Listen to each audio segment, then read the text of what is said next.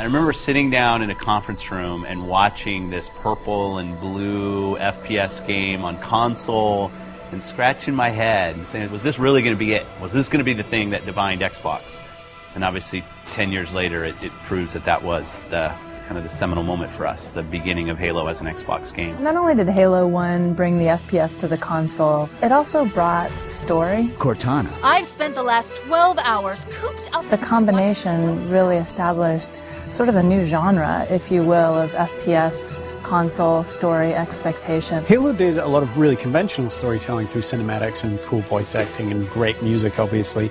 But I think some of the storytelling that happens in Halo that's most inspiring to me is the storytelling that happens through the environment and the sandbox. Well, you were hit with all this great fiction that you could really kind of delve into and try to understand more about. At the same time, you could just pick it up and play. All of that kind of came together to make a game that had not necessarily was completely different than what previous shooters had done, but got all of its individual formulas so excellently perfect. You had this incredible first-person shooter experience that I don't think anyone had ever even come close to before it. Halo was the beginning of me playing console games with my friends, and that's still how I always think about it.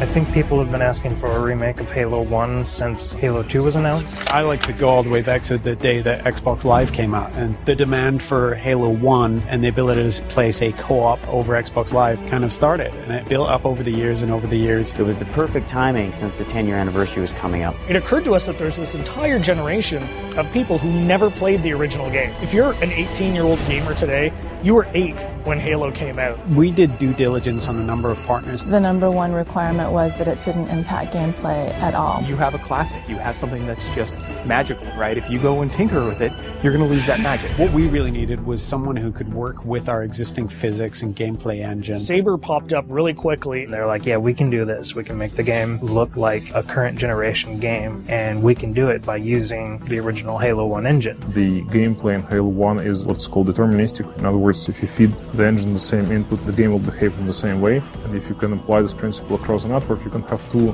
game worlds completely in sync. So rather than simulate Halo's original gameplay or Halo's original physics, we're able to actually use them completely. So the car is nice and shiny, but the engine is fairly old, but so we had to make sure that it all kind of fits together, and then we had to speed up the engine to make sure it works in today's world.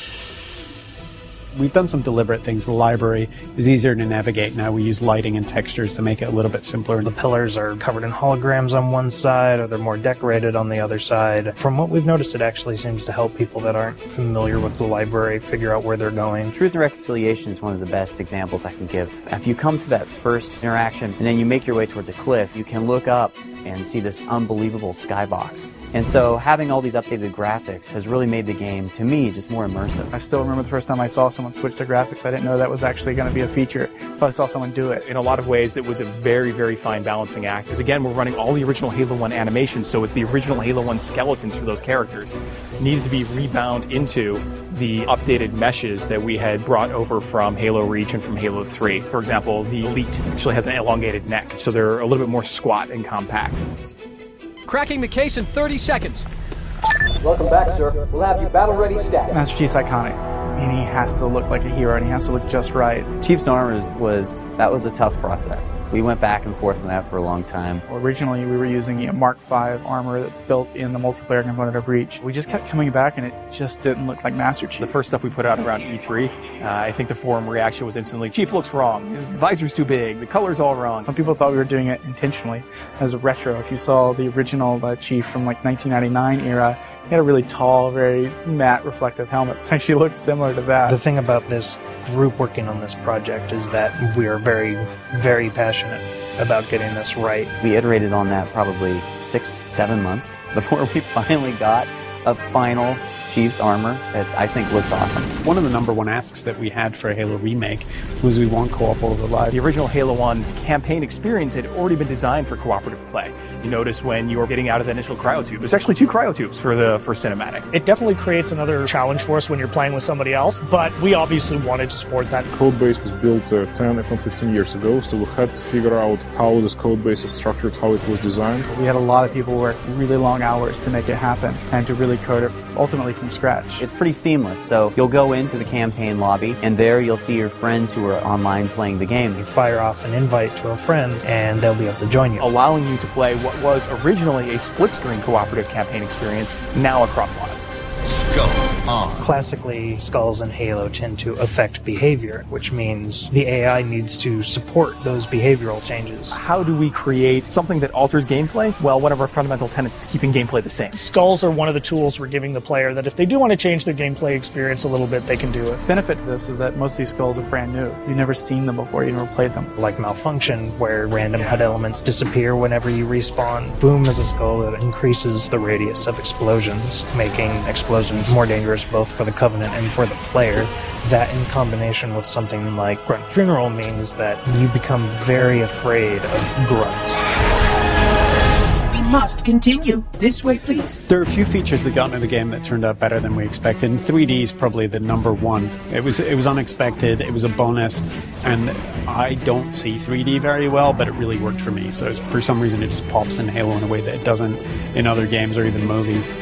Yeah, I'd say the feature that surprised me the most was Connect. So we've got a number of voice commands throughout the course of the game. Things like grenade, reload. At a point during the game when you're playing, you can say analyze, and this mode comes up where you can almost capture items. So you move your cursor over, say, an elite or a grunt, and in the library, you can go in there and see the things you've captured, move the model around in 3D, and it gives you a bit of a breakdown and explanation of what those characters are. For me, when I think about Halo, I think about looking around and just the scope and the scale of everything. This is the game that started it all, and people can really dive in and play and remember what it was like to play it 10 years ago, and if you didn't play it 10 years ago, you can see what it was like 10 years ago. It's the quintessential walk down memory lane with a much better visuals. Ultimately, the thing you learn is it doesn't just look modern, it feels completely modern. Completely remastered campaign, great additional features like co-op over live, skulls, terminals, 3D, Connect, and multiplayer. Once you see it for yourself, I don't know, really, it's a pretty awesome experience. There's a lot of stuff in there for $40. We're actually really excited about the fact that there's so much there, and it's a real smorgasbord of stuff for people who enjoy Halo. One of the best values that you'll find this holiday season, by far.